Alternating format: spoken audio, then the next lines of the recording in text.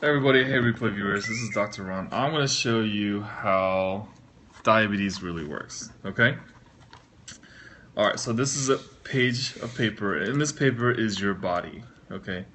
And in your body you have blood vessels. So this tube right here is your blood vessels, okay? In the blood vessels you have red blood cells that are right here, okay? So these red blood cells, they make up your blood. They're a huge component of your blood. And they kind of float around, real happy, minding their own business. Okay. All right. So if this hole right here is your mouth, and then this item right here is food, as food goes into your mouth, is my hand blocking it or no? No, not at all. As food goes into your mouth. Okay, if this food is a carbohydrate, it goes into the mouth and it goes into the blood vessel as glucose. Glucose is the simplest sugar subunit that's used by your body. Okay? Alright, so glucose right here is sugar, and that came from the carb that you just ate. Okay? And then this glucose molecule will look at this red blood cell and say hi, and it will attach to the side of the red blood cell right here. So the red blood cell, so if you have a lot of glucose molecule, you have a lot of blood sugar, it attaches to the red blood cells right here. Okay? Boom, boom, boom, boom, boom, boom, on the very outside of it. Alright? Makes sense so far? And when it attaches to the red blood cell, it stays there for the life of the red blood cell. So a red blood cell, or I'll call it RBC, red blood cell, lives for 90 days, average. Okay? 90 days. So there is a number that we look at, is called Hemoglobin A1c, and what this number measures is the saturation of how many glucose molecules are attached to this red blood cell. Make sense? Alright, so this hemoglobin A1c is calculated as a saturation percentage, right? And so by knowing what the saturation is, we can calculate how high your blood glucose or blood sugars have been over 90 days. Got it? Okay. Anybody asking any questions on Periscope? I can't tell. No. Okay. Alright. That one's good. So now you have this hemoglobin A1c, which calculates the saturation of the glucose on the red blood cell membrane, and then there is a range that we look at. Okay, the normal is below 5.7. Okay, 5.7 to 6.4 is the pre-diabetic range. Okay, 6.5 and above is diabetes. So what do the numbers mean? 6.5 above means that the red blood cells are very saturated with blood sugar. So we know that someone is diabetic based on that. Cool? All right. Let's draw another bloodstream right here. Okay, and let's talk about these blood sugar molecules. As blood sugar molecules get higher and higher, and these dots represent glucose, okay, what happens? An organ called the pancreas, it kind of looks like this, okay? In the pancreas, there is a cell that secretes insulin, okay? Insulin is secreted when there is a lot of glucose molecules. So the glucose molecule will induce the secretion of insulin. Okay? So insulin is secreted by your pancreas. This is your pancreas. As a response to the blood sugar. So insulin does a lot of things, but one of the main things that it does is that it allows these blood sugar molecules to be taken in by the muscles. So let's draw some muscle fibers right here. Let's pretend that this is a bicep, okay? This is muscles. So insulin, as it goes up, it allows the blood sugars to go into the muscles, and the muscles can do one of two things, okay? one, it can use it as energy, and two, it will store it as fat. Okay? So, guess what happens if you don't use it as energy and it stores as fat? This fat gets deposited within the muscle fiber, and then this muscle becomes very saturated with fat, so it becomes marble, like a marbled piece of steak. All right? And so as people's muscle becomes a very marbled piece of steak because of the fat that's in there, this process sends a negative feedback to the pancreas, okay,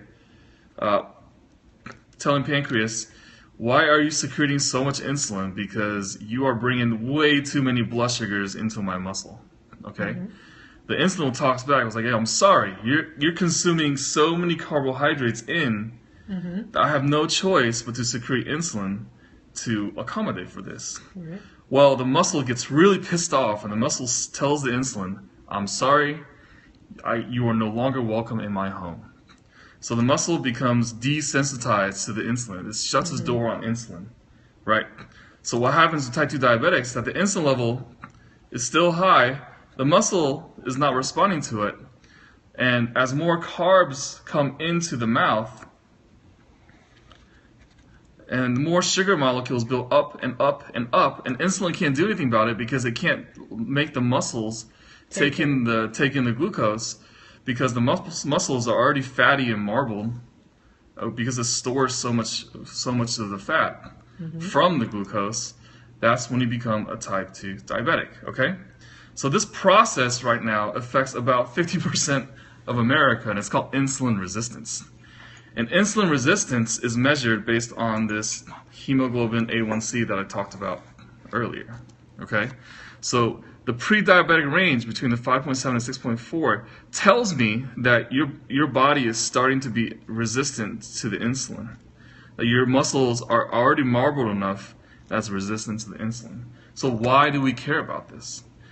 The reason we care about this is that now that the glucose molecules are all over the place, okay, it damages everything that it touches.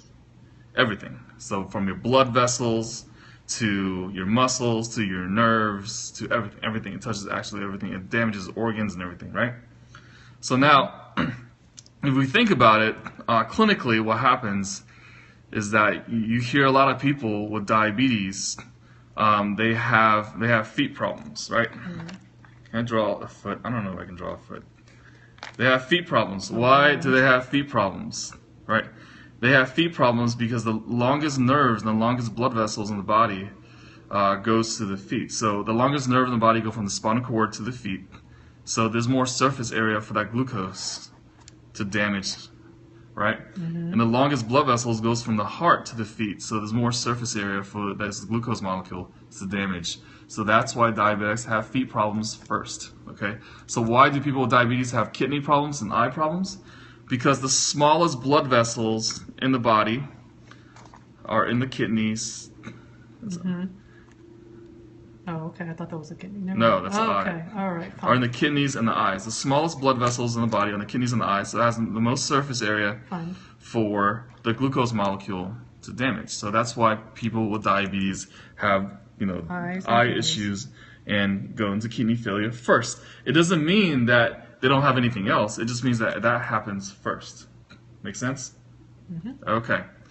Hopefully everyone's with me so far. But this is a complicated thing. But all right. So what the entire idea behind insulin resistance is that what we're trying to do as the Dust Off Diabetes team is that we're trying to reverse this process. Correct. Okay. So how do you reverse this process? Can I use the next page? Yeah, sure. Appreciate it. I'm borrowing this paper, so. Do my notes. Right? So now we talk about reverse diabetes. Okay? And then if you listen to what I talked about earlier, really what we're trying to do is reverse insulin resistance. We can reverse type 2 diabetes by reversing insulin resistance. Okay, so how do we do that? Okay, I told you earlier that as you eat the carbohydrates and they come into your bloodstream, let's go to this bloodstream right here. Your muscles, because the glucose molecules are being taken into your muscles and it's being marbled, what you want to do is you want to unmarble your muscles. How do you do that? Right? So if you decrease the amount of carbohydrates coming in, and so let's draw a little human right here. Yeah, that's What, no stick figure? no stick figure. Okay, fine. Okay. That's my little human. Hopefully it's okay. Okay, so here's what we eat. Okay, we can eat one of three things. We can eat carbs. Okay, we can eat protein. Okay, and we can eat fat. Okay, carbs are the things that spike the insulin level the most. Fats will spike the insulin level the least, and protein is somewhere in between. Okay, and so if we want to reverse the insulin resistance, that means we need to take out the things that will spike the insulin level the most. So if the insulin level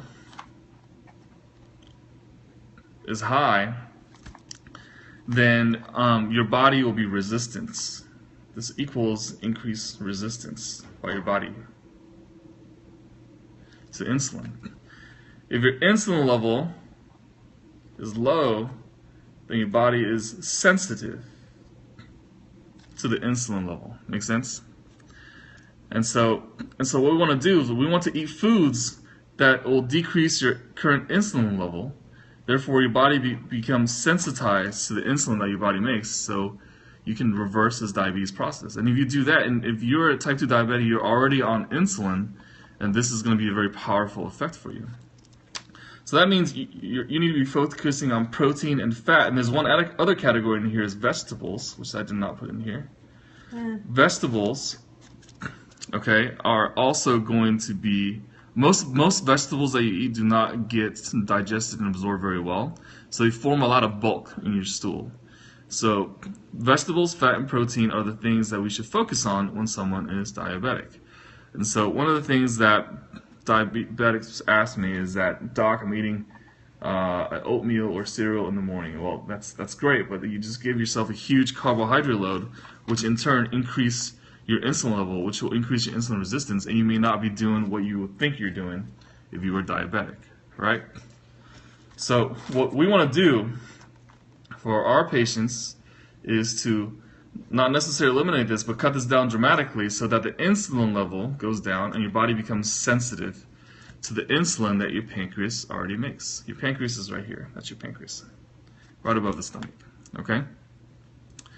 And so that's where the whole reversing diabetes plan really came from, and this turned into our mastermind called LOLS, which is Layers of Living Success, where we recategorized food into 6 different categories.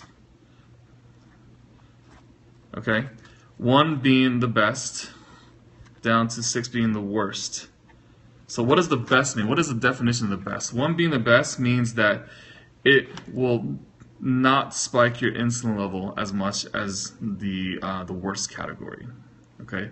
So we are playing a game right here of insulin resistance. And by decreasing insulin resistance, you can reverse the diabetes. Now, having said that, let's say you do really well. Someone's asking for an example. Example of what? Example of what? What are you asking an example for? Of food? Let's talk about example of food. Oh, of food, yes. Of food. Okay. So carbs. Carbs are the things that increase insulin. I can't freaking spell insulin. The most, right? So what are carbs? So bread, rice, pasta, starches, like potatoes, Grains, grains, fruits. Some fruits, and I'm talking about. Carbs equals sugar too. Yes, sugar. Yeah, I'm talking about bananas and grapes are the biggest culprits. grapes. Okay. Okay, these are examples of this category that we want to Drop down. significantly reduce so that you can be insulin sensitive again, which will in turn, once again, reverse the diabetes, right? And we're specifically talking about type 2. So Type 2 diabetes. Yes. Type 2 diabetes. Type 1 has the complete opposite problem. I will not be discussing that here. That's a huge subject.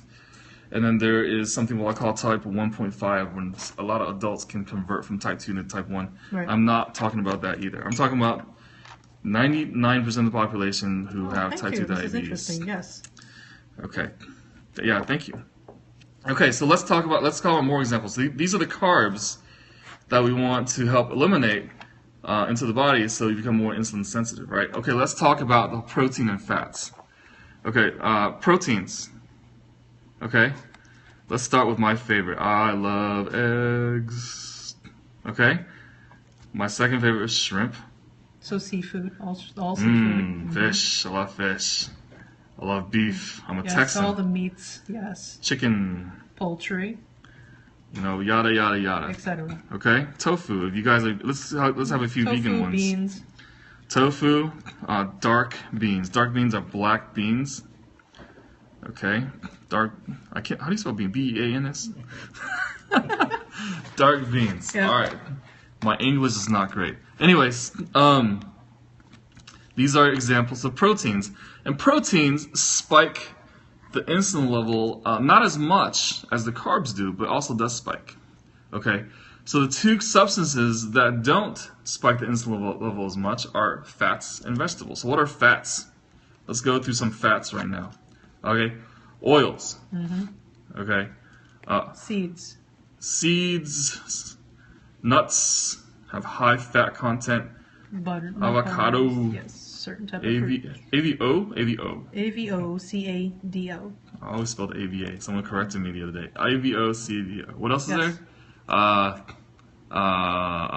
Some sauces like chimichurri sauce and stuff Yep, like that. Where it's oil-based. With yep. oil-based sauces and stuff like that. Low power. Okay. Just press cancel. Yeah. Okay, so these are examples of fats. Let's talk about the vegetables. So what are some examples of veggies? Oh, we have a lot. Veggies have a lot of veggies. Okay, veggies. You know, my favorite is bok choy.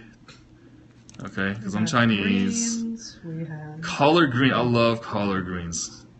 Okay, I love spinach. kale. Yes, kale is definitely on. I here. hate kale. Well, I don't hate kale. I'm not gonna put kale on here because I don't like it. Celery. Carrots, spinach. Yes, all of them. Carrots. Beets. Oh, crazy kale lady just said no. I'm going to put an asterisk on kale because I only like cooked kale. I don't like raw kale. Let's put it that way. Okay. All right. I'm not gonna make crazy kale lady really mad at me right now. Oh man. Okay. So fats, veggies, carbs. Okay.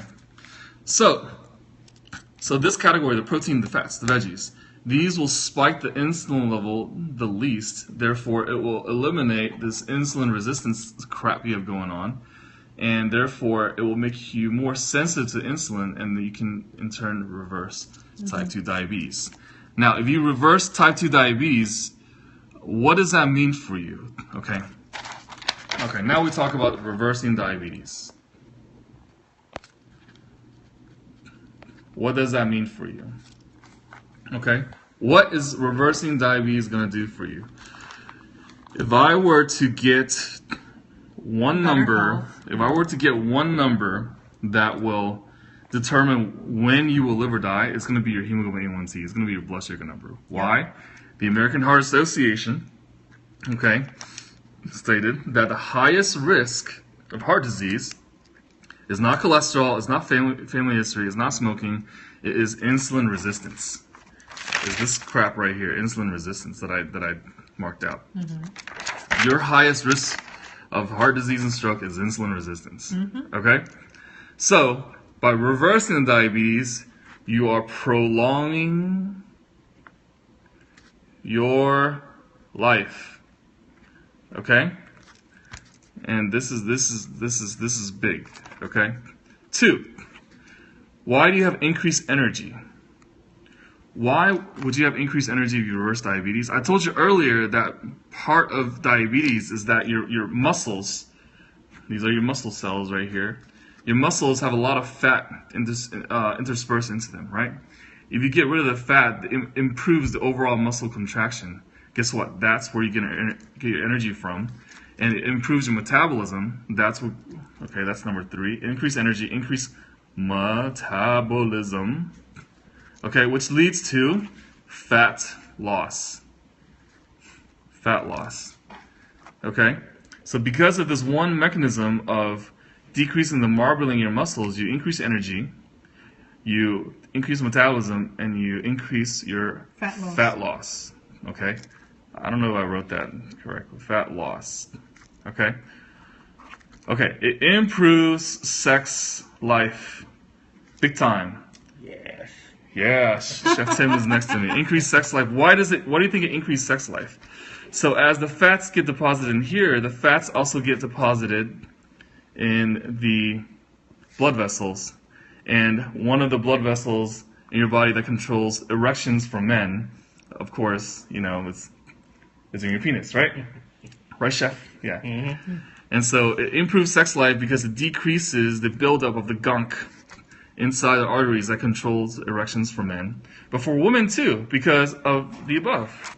Anybody with higher energy, higher metabolism automatically will have a better sex life, right? Okay. Man, I can go on and on about this. Mm-hmm. But let's see, number 6. There's got to be more. What else is there, Mimi? So increase energy, increase sex life, prolong your life. Just say quality of life. Okay, Completely. better relationships.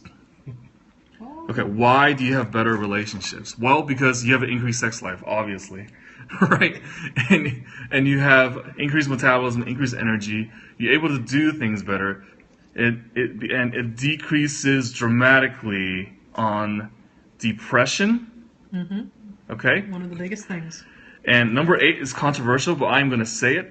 It decreases chronic pain. Whoa, chronic pain. This is a subject that I wrote a blog about fibromyalgia a while ago and how it relates to eating. So why does reversing diabetes decrease chronic pain? In fact, I haven't met a single one of my patients who had chronic Less pain. inflammation. Oh. Inflammation is one thing, okay? But yes, it decreases inflammation, okay? But what it also does, and it's probably more apparent, is that pain is subjective, okay? So if you are tired, if you are fatter, if you are depressed, your sensation of pain becomes much more, right? But I just told you that you have a better relationship, better sex life, increased fat loss, increased energy. That will increase your endorphins and serotonin overall, so your perception of pain is dramatically decreased. So not only does it decrease inflammation, it decreases perception of pain. Okay? Because pain is subjective. Make sense so far? Mm-hmm. Okay, so this is big. And I put even my non-diabetic chronic pain patients, a lot of them benefit dramatically well if they cut out carbs and they even go gluten-free. Especially my fibromyalgia patients, especially patients with chronic cervical radiculopathy, chronic lumbar radiculopathy. Radiculopathy just means, pinched nerve and neurotic pain, neurogenic pain. Spine issues, gosh, you name it. Everybody does so well when they improve their diet, right? And so this is a big topic that no one really talks about because it's a very subjective thing, but I have seen that in so many of my patients, and there's actually books written about that. Other studies done on it, not great ones, but that's why no one's really talking about it. And plus, pharmaceutical companies don't really make any money off those studies anyways. That's why it's not really advertised. I'm not a huge fan of Big Pharma, but they do educate me on a few things. Yes. Okay? So this is what happens, okay? And this doesn't just happen when you reverse diabetes.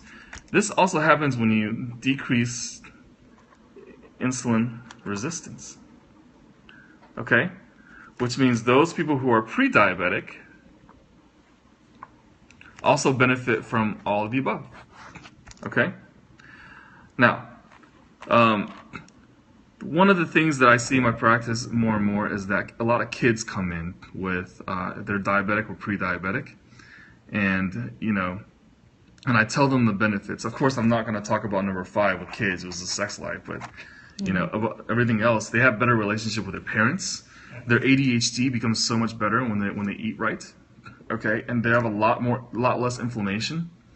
Their perception of depression is less. They have a lot more energy, and they do much better in school. Someone asked, how do you get diagnosed pre-diabetic? Oh, let me go back. So pre-diabetes, I guess they're jumping in a little later, but pre-diabetes is when your hemoglobin A1c is between 5.7 and 6.4, and hemoglobin A1c is the saturation of blood sugar molecules on a red blood cell, and we can determine how high the blood sugar is over 90 days.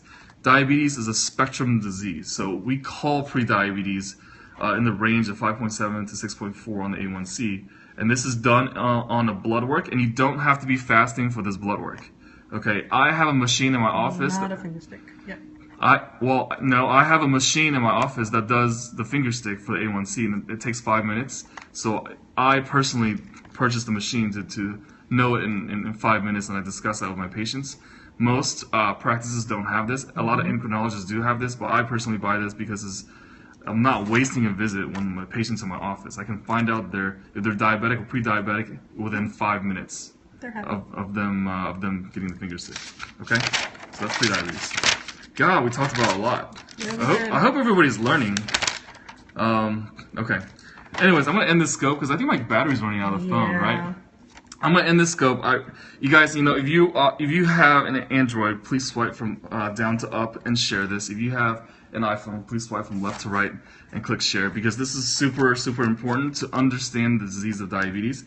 And if you have anybody in your life who's diabetic and who wants to reverse their diabetes, make sure to follow me on this Periscope, and make sure to follow me on facebook.com/healthydoc, HEALTHYDOC.